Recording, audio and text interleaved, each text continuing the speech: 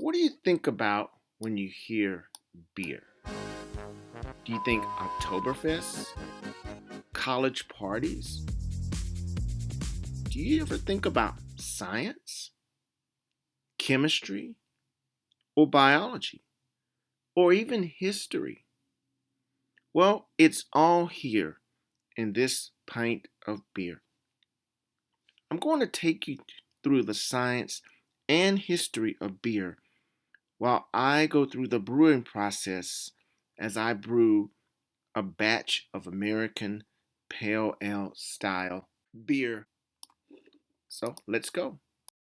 Brewing beer dates back to the Stone Age, more than 50,000 years ago. Then in Mesopotamia and ancient Egypt, beer was simply another basic food ingredient. Quite simply, just another way to get bread. The brewing process today that I will show you is really quite simple and hasn't changed a lot since the first accidental beer was brewed in the Fertile Crescent more than 10,000 years ago. The first step in the brewing process is the addition of grains. Grains are added to water. These are cereal grains such as oats, barley, wheat, rye, and sometimes rice. This grain watery mixture is called the mash. The mash is boiled for an hour at about 150 degrees Celsius, just below the boiling point. This process is called mashing. Cereal grains such as wheat, barley, oats, rice, and rye all contain a very fibrous outer shell called the bran. To produce the beer, the starches found in the endosperm and the germ of those grains must be released. The water and the heat help to do this. They help to break down the bran and transform the starches into sugars and proteins. This watery mixture that's left is called the mash. It's usually sweet and is essentially maltose, which is a kind of sugar that's converted from grain starch. This next stage of the brewing process is called the sparge. A couple of different things happen here at the sparge. The first thing is that additional heated water is added to the mash. Then the mash is poured through a strainer where the cereal waste is separated from the liquid. The liquid that is poured through the strainer and collected in another container, that's called the wort. The cereal grains that are left behind as waste, that's called the spent grains. And those spent grains can be used for a variety of different things. Many breweries give these to farmers to feed the animals. They can be composted.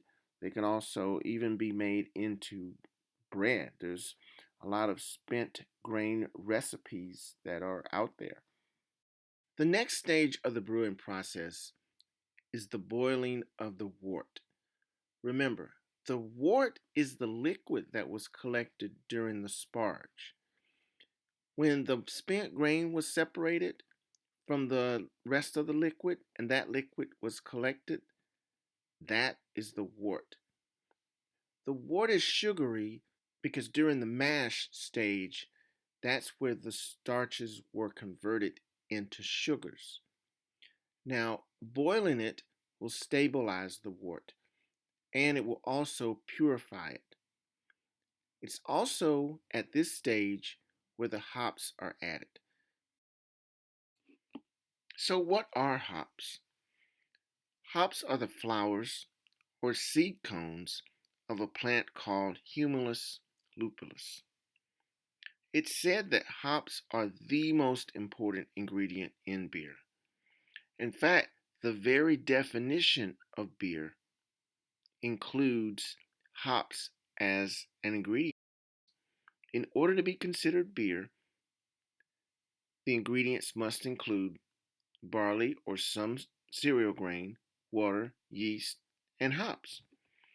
It's hops that give the beer its aroma, its spiciness, and its bitterness.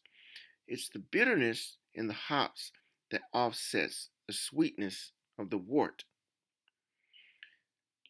The hops are also what gives brewers the ability to change and play with the flavors of beer and create different styles. The addition of certain kinds of hops at different times during the boil can change the flavor of a beer, similar to how one would change the flavor of a soup. The amount of bitterness of a beer can be measured in units called IBUs. The higher the IBU value, the more bitter the beer will be. At this stage of the brewing process, we have a wort with hops added, but it's hot. In fact, it's very hot because it was just boiled. So before we go on to the next step, which is adding yeast, we have to cool the wort to about 70 degrees Fahrenheit. I did this using ice. With the cooled wort, now we need to rack it or transfer it to another container. Racking allows the liquid, in this case the wort, to be separated from the sediments, in this case the grains or any other particles that may have accumulated into the wort. And it also allows the wort to aerate. Once the wort has been transferred, it's ready to begin fermentation. Then the yeast is going to be added and fermentation can begin. The final step in the brewing process is fermentation. Yeast makes fermentation possible.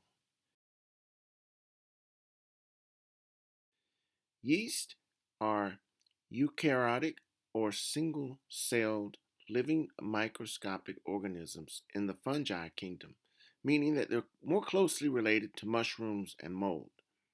Yeast, like other fungi, grow and reproduce through the process called fermentation. Fermentation is a biochemical process which yeast get energy by breaking down the sugar. In this case, the sugar is glucose and maltose in the wort.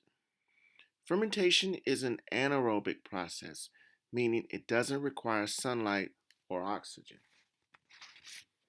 The byproducts of fermentation are alcohol and carbon dioxide. This is why we see the bubbles in the wort.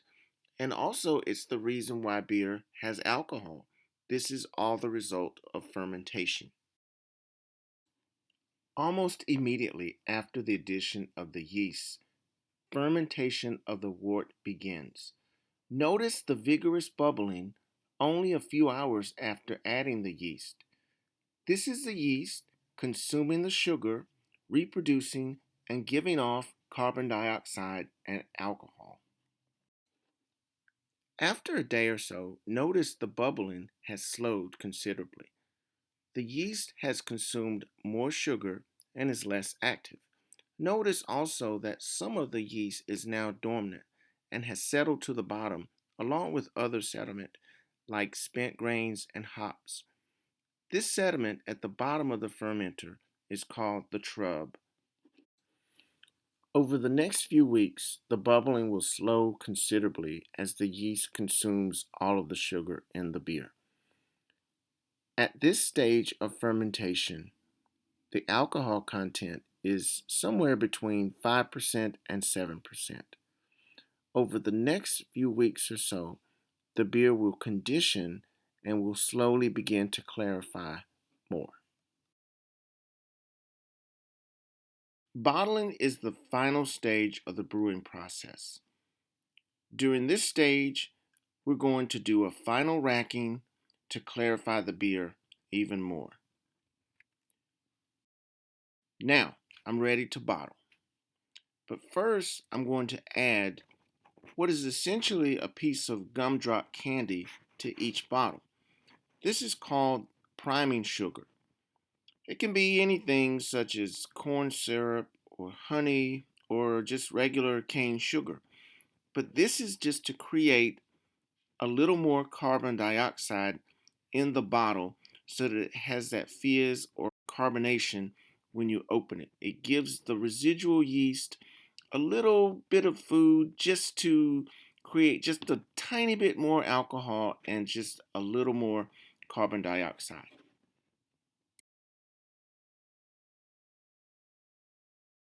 The final racking occurs as the beer is transferred to the bottles.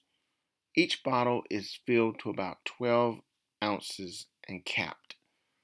The beer will continue to mature, stabilize, and condition in the bottle for up to 14 more days. This is known as bottle conditioning.